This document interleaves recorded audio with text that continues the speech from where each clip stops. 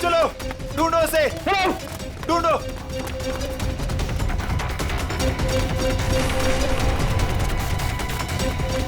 मिला क्या चोर? नहीं मिला। मिला? नहीं मिला। ढूंढो उसे, बच के निकलना नहीं चाहिए हमारी शॉल से। हाँ चलो चलो चलो।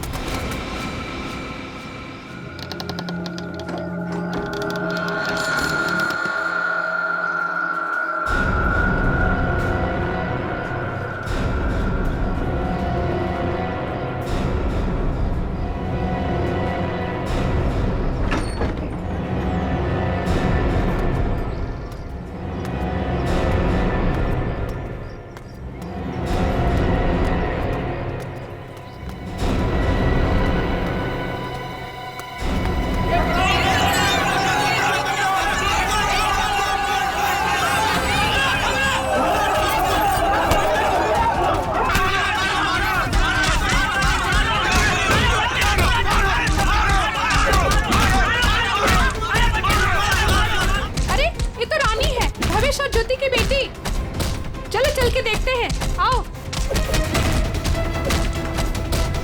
भावेश, ज्योति।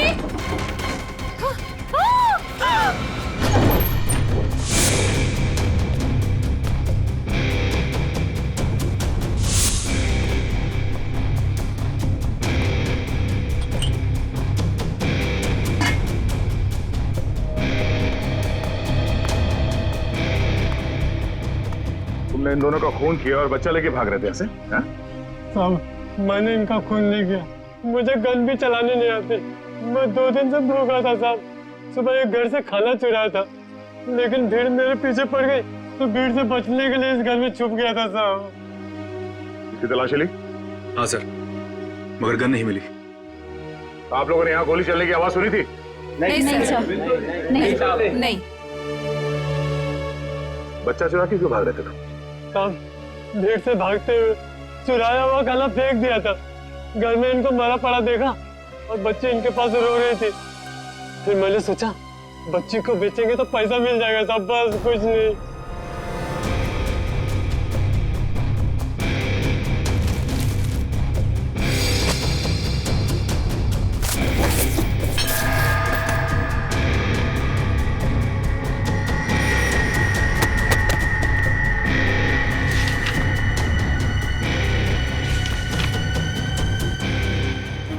ये झूठ बोल रहा है, इसी ने खून किया है। इसे हमारे हवाले कर दीजिए, हम इसे सबक सिखाएंगे। हमारे हवाले कर दीजिए, हम इसे सबक सिखाएंगे। नहीं साहब, नहीं, ये लोग मुझे मार डालेंगे साहब। नहीं, मुझे माफ कर दो साहब। तुमने बच्चा चुराने की जो गलत हरकत की है ना, इसकी सजा तो यही है कि मैं तुम्हें इन लोगों को, मगर मैं ऐसा नहीं करूंगा। कोई इसे हाथ नहीं लगाएगा। इसकी एक ही सजा इसे कानून देगा। आने के कुछ मिला? ऋषि नाम के एक बच्चे का मेडिकल रिपोर्ट मिला है, तबीयत काफी खराब है। ऋषि? हाँ सर, 10 साल का है।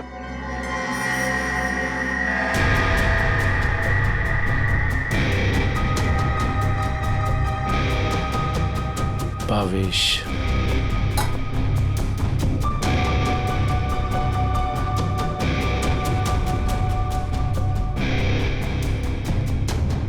सर। हाँ रोशन? सर, ये 3 चाय के कप मिले।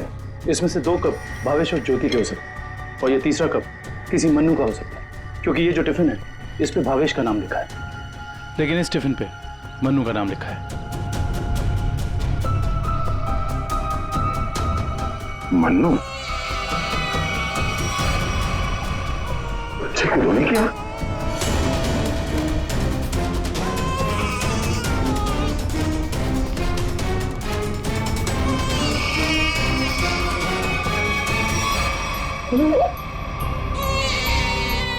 ये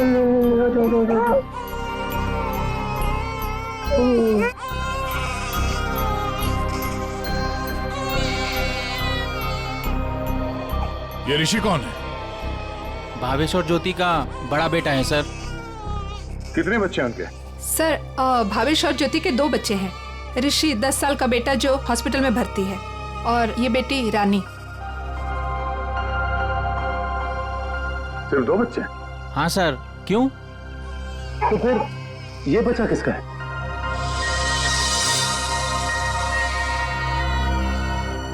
सर पता नहीं ये कौन है। सर भावेश और ज्योति 6 महीने पहले यहाँ रहने आए थे, तब ऋषि और रानी ही उनके साथ थे। तो ये बच्चा कहाँ से आया? अच्छा, ये बच्चा चाल में से किसी का तो नहीं? नहीं सर, नहीं सर। ये क्या चक्कर है? कोई और इनके साथ रहता है इनके परिवार में? सर ज्योति की एक बहन है मधु, वो आती थी यहाँ पर। आप लोग किसी मन्नू नाम के आदमी को जानते हैं? मन्नू? नहीं साहब, इस नाम का कोई भी आदमी इस चाल में नहीं रहता। अच्छा, ये भावेश काम कहाँ करता था? सर दिहाड़ी का मजदूर था भावेश। रोज काम के लिए चौराहे पे खड़ा रहता था, जहां भी काम मिल जाता वहीं चला जाता। सर कहीं है मन्नू भावेश के साथ तो काम नहीं करता था। सर ये बच्चा कौन है ये कैसे पता चलेगा? दुष्यंत, एक काम करो, पता करो किसी बच्चे की मिसिंग होने की रिपोर्ट लिखवाई गई है क्या, और पूर्वी भावेश और ज्योति के घर वालों को कांटेक्ट करो।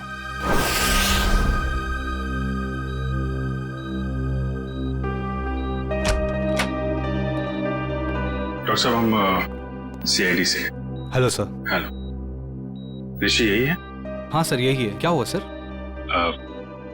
हम लोग इससे बात कर सकते हैं? नहीं सर, ये बात करने की हालत में नहीं है। ऐसा क्या हुआ इस बच्चे को? सर इसे किडनी की प्रॉब्लम है। क्या बात है सर, आप लोग यहाँ कोई प्रॉब्लम? एक्चुअली ऋषि के माँ बाप अब नहीं रहे। क्या? ओह माय गॉड, इसलिए इसके इलाज के लिए आज कोई रकम जमा करने नहीं आया। क्या मतलब? इलाज के लिए रकम? हाँ सर, एक्चुअली ऋषि का आज एक ऑपरेशन होने वाला था। इसके घर वाले आज 10 लाख रुपए जमा करने वाले थे। 10 लाख? ये वो लोग 10 लाख रुपए कैसे जमा कर पाते हैं? सर देखिए, 1 महीना पहले भी ऋषि का ऑपरेशन हो चुका था, तो तब भी उन्होंने 10 लाख रुपए जमा कर दिए थे। क्या? और सर इस ऑपरेशन के लिए भी उन्होंने पैसों का इंतजाम कर दिया था। मैं उन्हीं का वेट कर रहा था। सर आज मुझे इसे किसी भी हालत में ऑपरेशन करना पड़ेगा, वरना इसकी जान को खतरा है सर। डॉक्टर साहब, आप ही ऑपरेशन शुरू करिए, पैसों का इंतजाम हम लोग करेंगे। ठीक है सर, आप कहते हैं तो हम ऑपरेशन शुरू कर देते हैं। Okay sir.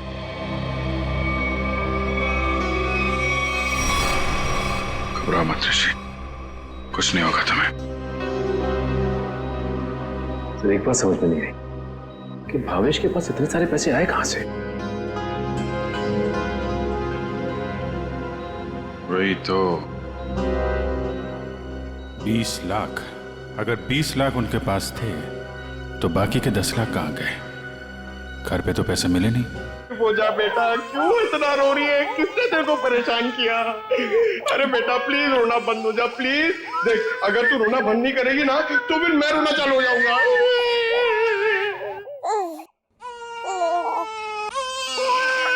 अरे सर इसका कुछ करो ना सर, प्लीज इसको चुप कराओ ना। अबे पंकज, ये दोनों तो रोने का कंपटीशन कर रहे हैं। आपने इतने साल से शादी कर रखी है, आपको समझ में नहीं आता? बीवी ने कुछ सिखाया नहीं आपको बच्चों को कैसे हैंडल करना है? पंकज, यही तो ट्रेजेडी है मेरे लाइफ की। मेरी बीवी तो हमेशा मुझे ही रुलाती रहती है, ये नहीं किया, वो नहीं किया, तुम्हें चाय बनाने नहीं आती, कितना कम पैसा कमाते हो, हमेशा डांटती रहती है। चुप रहना तो। एसीपी साहब ने सिखाया है कैसे। मैं कोशिश करता हूँ। एसीपी साहब आएंगे, दूध मलाई लाएंगे, मुन्ने को खिलाएंगे, मुन्ना खूब खाएगा, चुप हो जाएगा। चुप हो गया। सर ये बहुत रो रही है सर। इसको भी चुप कराओ ना प्लीज। अबे नहीं, मेरी आवाज से ये वापस जाग जाएगा। तू एक काम कर, उस कोने में जा, एसीपी साहब का नाम लेके और कुछ भी गा ले। क्या गाँव मेरे समझ में नहीं आ रहा है। हाँ। गांव से 20-20 कोस दूर जब भी कोई बच्चा रोता है तो माँ कहती है बेटा सो जा वरना एसीपी सर आ जाएंगे।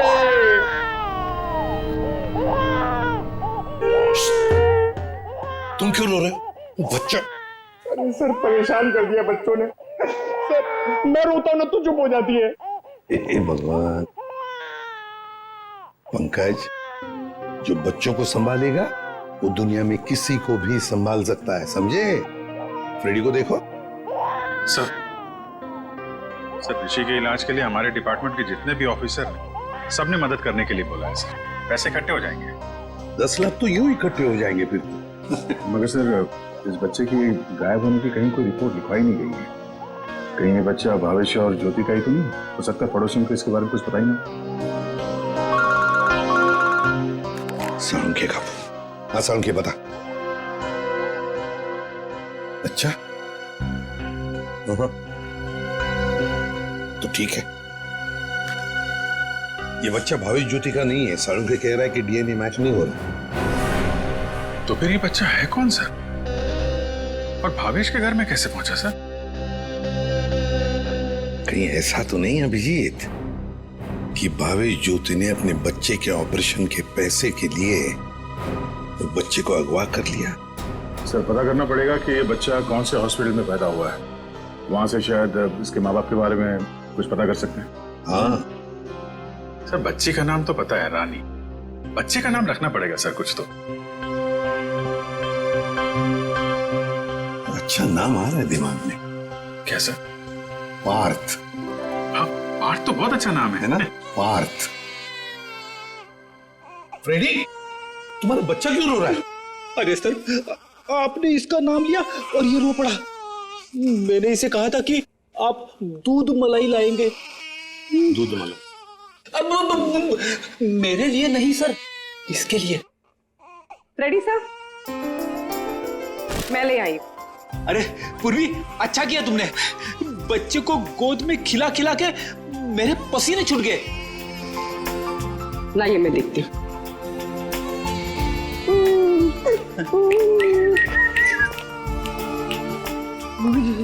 ले ले ले ले ले ले।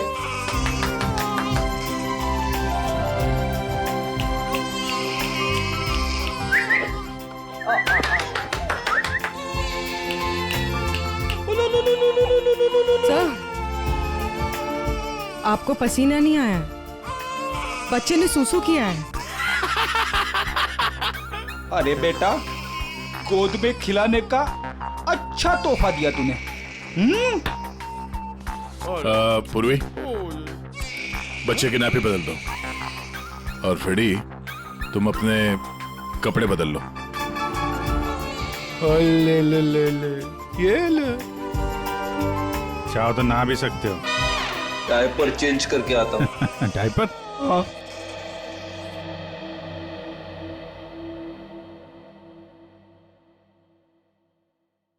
ये तो मन्नू का डब्बा है, नाम भी लिखा है उसका। आपकी साइड पर छूट गया था क्या? नहीं, मन्नू ने जहाँ खून किया था वहां छूट गया। मन्नू ने खून किया था? नहीं नहीं साहब। भावेश और उसकी पत्नी का खून हो गया और ये मन्नू उस वक्त उनके घर में था। हे भगवान, इसलिए भावेश आज काम पर नहीं आया। और मन्नू वो आज आया था काम पर? नहीं साहब, वो तो और 2-3 दिन नहीं आएगा। क्यों? क्या हुआ उसे? हुआ तो कुछ भी नहीं, पर वो कल गांव चला गया। कब? कल दोपहर में मिला था मुझे। नहीं यार, मैं जल्दी में हूँ, मुझे गांव जाना है, जरूरी काम है। मैं जरूर मिलता हूँ। अरे सुन तो ले। हाँ अच्छा। अरे नहीं सुन। मन्नू, बाद में पछताएगा। इस मन्नू का गांव कहाँ है? सोलापुर, चरौली गांव। ये फ्रेडी अंकल और पंकज अंकल बहुत परेशान कर रहे हैं। सर रजिस्ट्रेशन ऑफिस से 5-6 महीने पहले का रिकॉर्ड मिल गया है। अप्रैल मई में करीब 7,946 बच्चे पैदा हुए थे, जिसमें से 3,902 बच्चे तो लड़के हैं सर। तो और उनके परिवार वाले? सर सारे बच्चे परिवार वालों के साथ हैं सिवाय एक बच्चे के। वो क्यों? सर एक पिछले महीने उस बच्चे के माता पिता कार एक्सीडेंट में मारे गए। उसकी दादी थी, उसका भी कुछ पता नहीं चल रहा है, और बच्चा भी गायब है। बच्चा भी गायब है, दादी भी गायब है। अभिजीत, कहीं ये हमारा ये बच्चा तो नहीं है, उस दादी का पोता? पता लगाना पड़ेगा इस दादी का, कहाँ है, किस हालत में है ये दादी। बेटा दिन भर काम काम काम, इतना काम किसके लिए करते हैं? हाँ, सिर्फ 4 लोग तो है घर में, तुम, तुम्हारी बीवी, तुम्हारा बच्चा और मैं। और भगवान की दया से बहुत कुछ है हमारे पास। जिंदगी में पैसा ही सब कुछ नहीं होता है बेटा, और पैसे से जो मिलता है सब कुछ है हमारे घर में। लेकिन खुशी नहीं है, खुशी नहीं है बेटा। जा देख आईने में अपना चेहरा देख, कितना मुरझा गया है तू। और एक माँ बच्चे का मुरझाया हुआ चेहरा नहीं देख सकती। अले रो मत रे मेरा बच्चा। ये देख तेरा बच्चा, मेरा एक लौता पोता, इस घर का एक लौता वारिस। लेकिन टाइम है तुम्हारे पास इसके लिए? है टाइम? एक दिन ये भी मुरझा जाएगा, और उस दिन तू बहुत पछताएगा, देख ले, बहुत पछताएगा। लेकिन तुझे इसकी जरा भी फिक्र नहीं है ना? ठीक है, जा तू मुंह हाथ धो ले और थोड़ा आराम कर ले। हाँ, तब तक मैं तेरे बच्चे से खेलती हूँ। और ले लो लला रहा है, क्यों रो रहा है बच्चा? अरे दूध चाहिए, दूध, भूख लगा है, दूध पिएगा? दादी दूध पिलाती, दादी दूध पिलाती। इतने बड़े दुख की बात है ना, इन्होंने अपना सब कुछ खो दिया। सच, अपना बेटा, बहू और अपना पोता भी एक ही झटके में सब खत्म हो गया। अरे दूध नहीं पिएगा? बाप की तरह भूखा रहेगा? हाँ ठीक है, मैं तुझे सुलाती। हाँ, लल्ला लल्ला लोरी, दूध की कटोरी, दूध में बताशा, मेरा पोता करे तमाशा।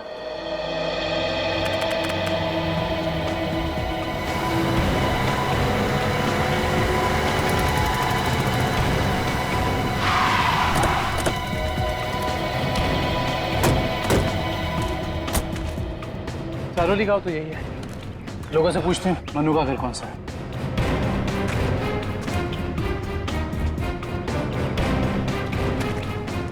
भाई साहब, ये रास्ता मनु के घर की तरफ जाता है। मनु साहब, वो रहा मनु।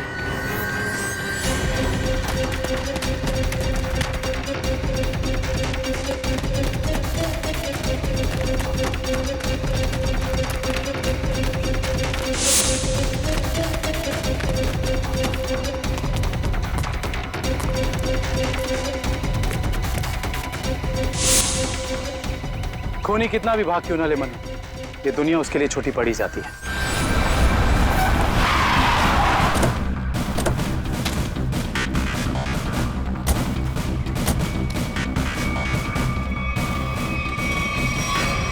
आइए सर, सावित्री देवी की दिमागी हालत बहुत खराब है। वो हमेशा खोई रहती है, कभी तो खूब हंसती है और कभी चिल्ला कर रोने लगती है। डॉक्टर्स को दिखाया आपने? दिखाया सर, डॉक्टर ने कहा कि उन्हें कोई बहुत बड़ा सदमा पहुंचा है। आइए सर, आइए।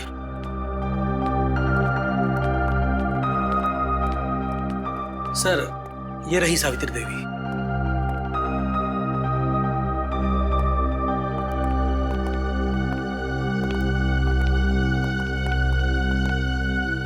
सावित्री जी,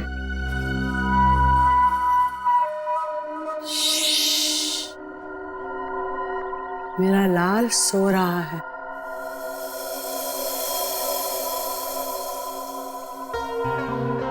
मेरे से बात करना। वैसे आप कैसी हैं?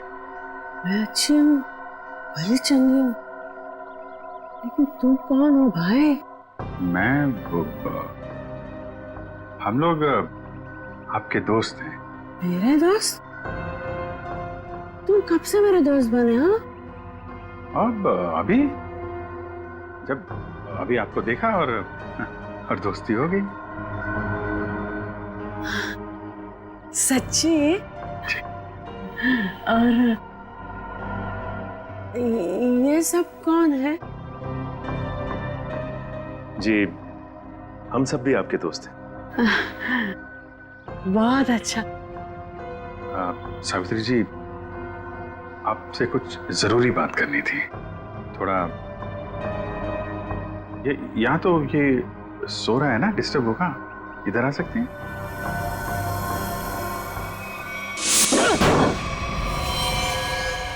साहब, ना तो मैंने भावेश और उसकी बेबी को मारा है और ना ही मुझे उन 10 लाख रुपए के बारे में कुछ पता है। झूठ बोल रहा है तू मनु। तू भावेश के घर गया और वहां तूने उसका खून किया। उसके बाद तूने 10 लाख रुपए चुराए और इसी दौरान तेरा खाने का टिफिन वहां छूट गया। खून तू नहीं किया मनु, पैसों की लालच में। नहीं साहब, मैं मानता हूँ कल रात मैं उसके घर गया था।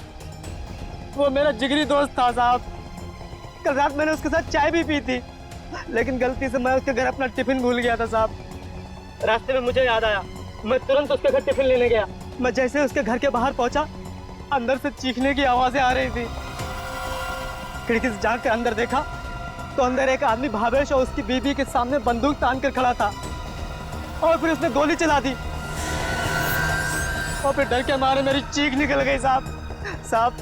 मुझे लगा उस आदमी ने मुझे देख लिया, कहीं वो मुझे भी ना मार दे, इसीलिए मैं शहर से भागकर यहाँ आ गया साहब। तुमने उस आदमी का चेहरा देखा था? नहीं साहब, उसकी पीठ मेरी तरफ थी, इसलिए मैं उसका चेहरा ठीक से देख नहीं पाया। इतना बड़ा हादसा हो गया मनु, और तूने सीआईडी को बताना जरूरी नहीं समझा। जानता है ना, ये भी एक बहुत बड़ा जुर्म है। ब्यूरो ले चलो इसे। आपका पोता हमारे पास है। मेरा पोता तो यहाँ सो रहा है ना?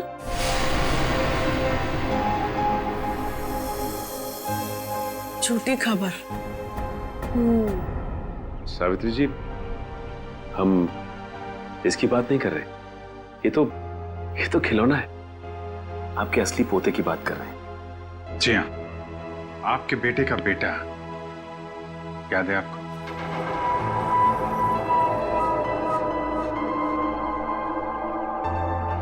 सावित्री जी, आपको अपना बेटा याद है ना?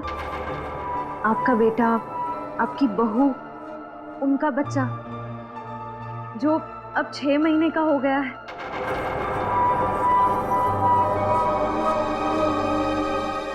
याद आया? सावित्री, याद करो। ये लोग उसकी बात कर रहे हैं जैसे तुम कलेजे का टुकड़ा कहकर याद किया करती हो। तुम्हारा लाडला, तुम्हारा पोता। सावित्री, याद करो। हाँ सावित्री, कुछ याद आया? तुमने कहा था ना कि वो तुम्हारे बुढ़ापे की लाठी है, तुम्हारे घर का उजाला है। याद करो, याद करो सावित्री।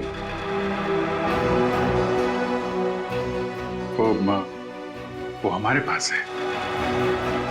हम बहुत जल्द आपसे मिलवाएंगे। आप समझ रही हैं ना सावित्री जी? कोई फायदा नहीं है सर, वो आपको कुछ बता नहीं पाएंगे।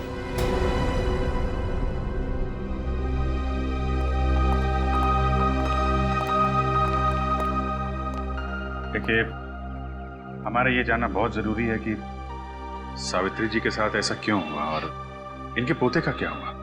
उसको तो शायद अगवा कर लिया गया। इनसे 20 लाख रुपए भी मांगे गए थे, लेकिन इनके परिवार में तो कोई भी नहीं है। इनके बहू और बेटे की दोनों की एक एक्सीडेंट में मौत हो चुकी है। घर भी बिक चुका है। ये खुद इस सदमे से अभी तक बाहर नहीं निकली है। बहुत बुरा हाल है इनका। Thank you very much.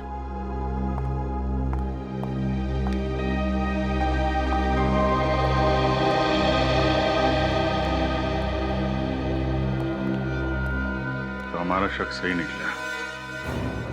आवेश और ज्योति ने इनके पोते को किडनैप किया 20 लाख रुपए के लिए, ताकि उन पैसों से वो अपने बेटे ऋषि का इलाज करवा सके। हाँ सर, लेकिन सर ये 10 लाख रुपए कहाँ गए? कौन ले गए ये पैसे? और फिर भावेश और ज्योति का खून किसने किया? रानी बिटिया, अब अपने घर चली जाओगी? उनको छोड़कर जाओगी?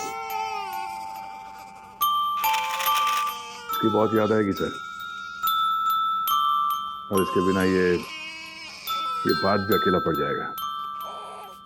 हाँ, बहुत कम दिनों में घुल मिल गई एकदम। कोई बात नहीं, हम लोग मिलने जाएंगे इससे, इसके फ्रेडी अंकल और पंकज अंकल को साथ में लेके। अरे साहब, किसने मारा मेरे बहन भाई को? मैं तो लुट गई, बर्बाद हो गई। आप लोग उसका नाम बताइए, मैं उसे जिंदा नहीं छोड़ूंगी। चुप, शांत हो जाइए। खूनी को हम ढूंढ रहे हैं, आप शांत हो जाइए। अरे कैसे शांत हो जाओ सर? मैंने तो सोचा था कि अब तक आप लोगों ने खूनी को ढूंढ लिया होगा, पर आप लोगों ने मुझे यहाँ बुलाया क्यों है? देखिए, इस रानी बच्ची को आपको सौंपने के लिए यहाँ पर हमने बुलाया। क्यों? मैं क्या करूंगी इसका?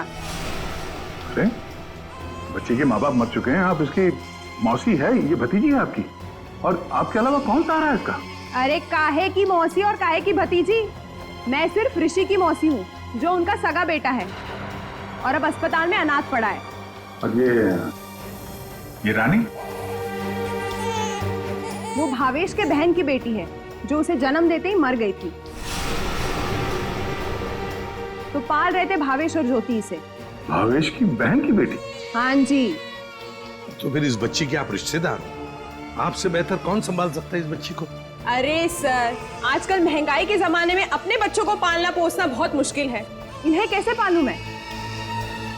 आप कहीं कोई बहाना तो नहीं बना रही ताकि बच्ची को ना ले जाना पड़े?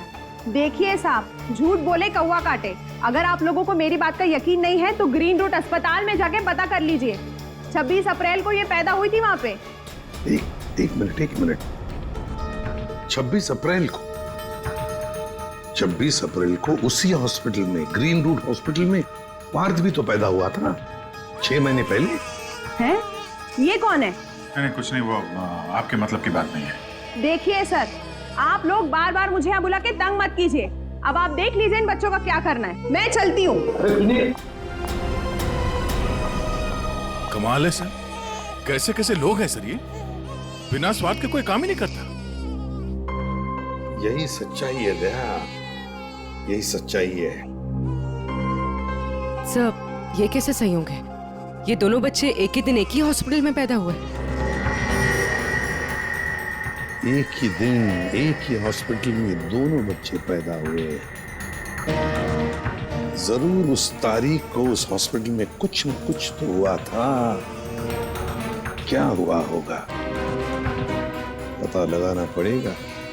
Green route hospital. इसी साल अप्रैल 26 तारीख को कांता और पूजा नाम की 2 औरतों ने बच्चों को जन्म दिया था इस हॉस्पिटल में। हमें उनकी पूरी डिटेल चाहिए। क्या बात है सर? उनमें से एक बच्चा किडनैप हो गया। 1 मिनट सर। हाँ सर, कांता ने एक लड़की को जन्म दिया था और पूजा को लड़का हुआ था। पूजा मिस्टर अनुज की वाइफ है और कांता के पति का नाम नहीं है। मिस्टर भावेश उनके गार्जियन हैं।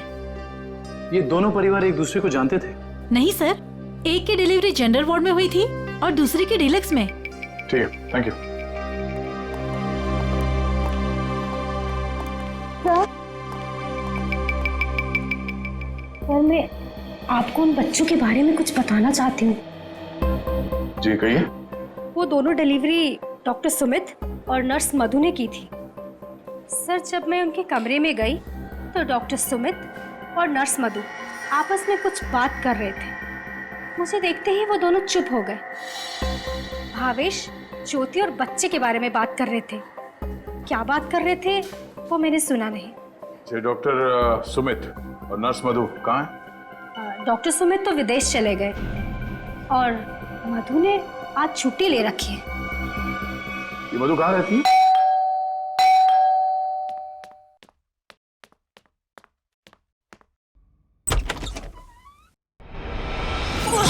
कौन हो तुम? हाँ? कौन हो तुम?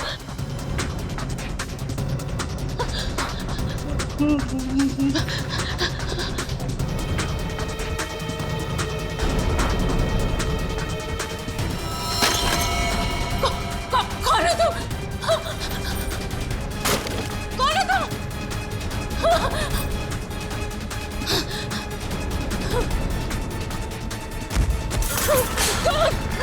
कौन हो तुम? बचा,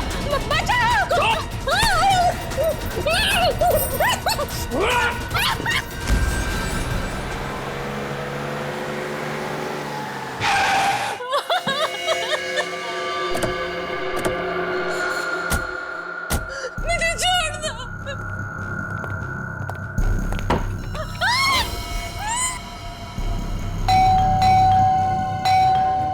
बस दरवाजा क्यों नहीं खोल रही है?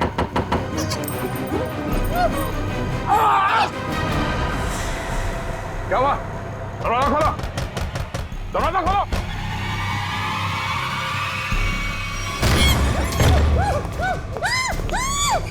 ए! खोलो!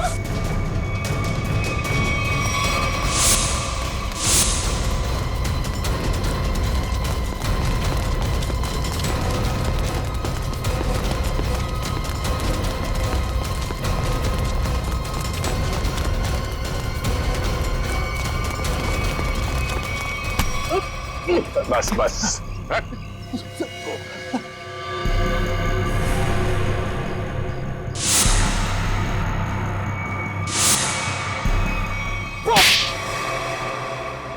बच्चों को अगवा करने में मेरा कोई हाथ नहीं है।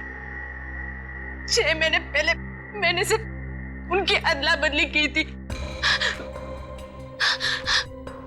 जब वो दोनों पैदा हुए थे ग्रीन रूट हॉस्पिटल में, बस इसके अलावा मुझे कुछ नहीं पता। क्यों की थी अदला बदली? हाँ? भावेश ने मुझे कहा था कि उसकी बहन के बेटे को एक अमीर औरत की बेटी से बदल देना, और कहा था कि किसी को भी पता नहीं चलना चाहिए। उसके लिए अमीर लोगों ने मुझे पैसे भी दिलाए थे। एक मिनट। भावेश की बहन को तो बेटी हुई थी ना, वो रानी? नहीं सर, उसे बेटा हुआ था और उस अमीर औरत को बेटी हुई थी। उस अमीर परिवार को वारिस चाहिए था। उसके लिए भावेश की बहन के बेटे को वो अपना बेटा बनाकर ले गए।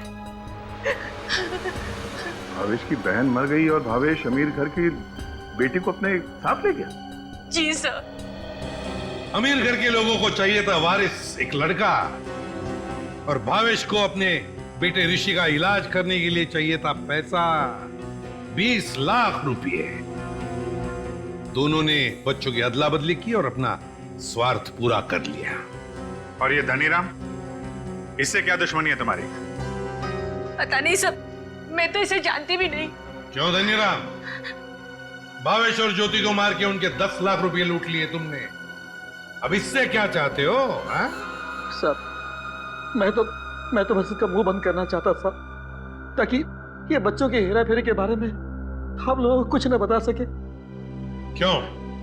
सर, मैं उस अमीर परिवार के घर में नौकरी करता था सर। उनकी मौत के बाद भावेश की बहन का बेटा मेरे पास आ गया सर। मैं उस बच्चे को लेकर भावेश के पास गया ताकि बच्चा उसे लौटा दूं और उसे 20 लाख रुपए ले लूं साहब। लेकिन साहब वो भावेश बच्चा लेने को तैयार ही नहीं था साहब, और ना ही मुझे 20 लाख रुपए देना चाहता था। बल्कि वो दोनों पति पत्नी मुझे धमकी देने लगे, कहने लगे कि हम सारी सच्चाई पूरी दुनिया को बता देंगे। तो साहब फिर मजबूरी में मैंने साहब। तुमने उन दोनों का खून कर दिया, फिर बच्चे को वहां घर पे छोड़ा और घर पे रखे हुए 10 लाख रुपए उड़ा लिया। कहाँ है वो पैसे? अब मैंने तो बस नमक का हक अदा किया साहब। मेरे पास पैसे नहीं है साहब, मेरे पास नहीं है पैसे। धनीराम, अमीर जोड़ा तो मर गया, अब और किसका नमक खाया तुमने? हाँ? किससे दिए पैसे?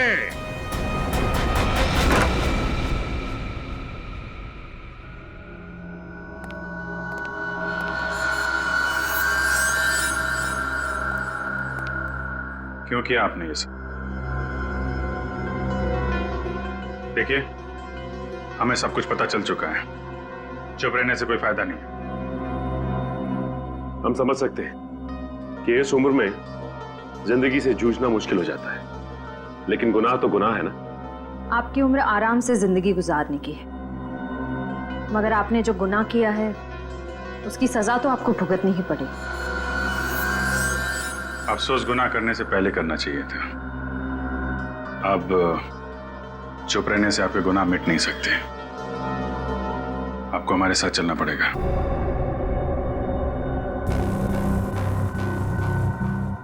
देखिए, हमें जोर जबरदस्ती करने पर मजबूर मत कीजिए। हम सिर्फ आपकी उम्र का लिहाज कर रहे हैं, वरना मुजरिमों से निपटना हमें खूब आता है। श्रेया, सावित्री जी, सावित्री जी,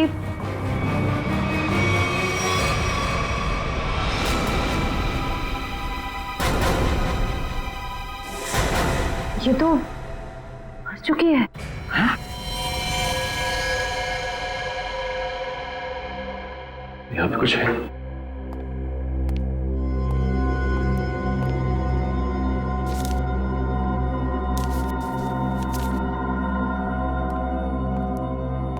ये देखिए सर, सावित्री जी के हाथ का लिखा लेटर।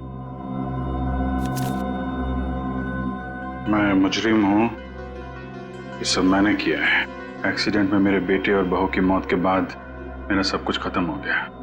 बेटे के लेनदार मेरे पीछे पड़ गए और सब कुछ नीलाम करने के बाद भी मैं उनके कर्जे नहीं चुका सकती थी। इसलिए मैंने धनी राम को भावेश के घर में भेजा कि वो अपनी बहन का बेटा वापस ले ले और जो 20 लाख रुपए मैंने दिए थे वो मुझे लौटा दे। लेकिन भावेश ने मना कर दिया और गुस्से में धनी राम ने उनका खून कर दिया। ये सब मैंने वारिस के चक्कर में किया था। अपनी पोती को दे के बेटा चाहती थी मैं। ये मेरी सबसे बड़ी भूल थी। बेटी हो या बेटा, कोई फर्क नहीं पड़ता, दोनों भगवान की देन है। मैं ऐसी शर्मनाक जिंदगी नहीं जी सकती, इसलिए मैं खुदकुशी कर रही हूं। हो सके तो मुझे माफ कर देना सावित्री।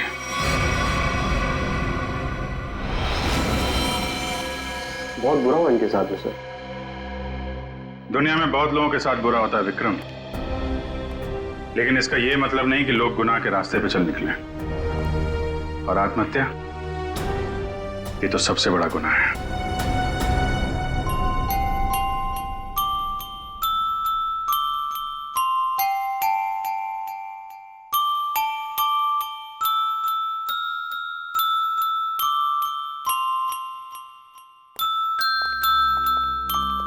आप लोग प्लीज थोड़ी देर यहीं रुकिएगा। हेलो बोलो, हेलो, ये लो, हेलो, हेलो, हेलो। दया,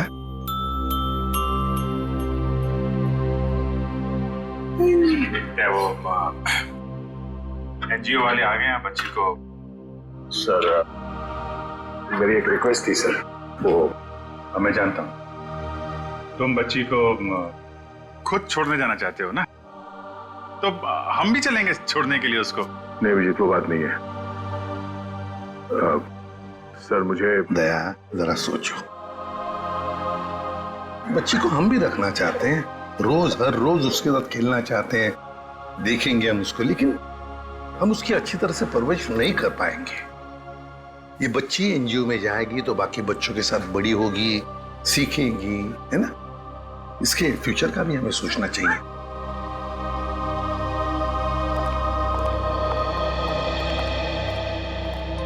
सर आप चिंता मत कीजिए, हम आपसे प्रॉमिस करते हैं कि हम बच्चों का पूरा ख्याल रखेंगे। अब आप इन्हें हमें सौंप दीजिए। जी दया, पुष्पा, संगीता, बच्चों को ले आओ।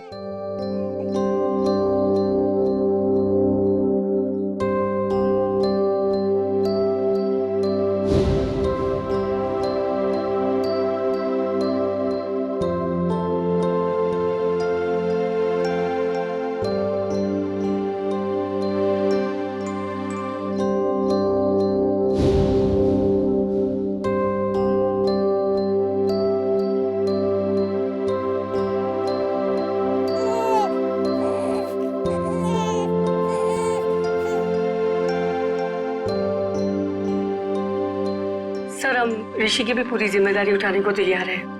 उसकी हर सुविधा का हम ख्याल रखेंगे। पता है मुझे, लेकिन देखिए ऋषि के इलाज के सारा खर्चा सीआईडी उठाएगी। Okay ji, thank you. Thank you.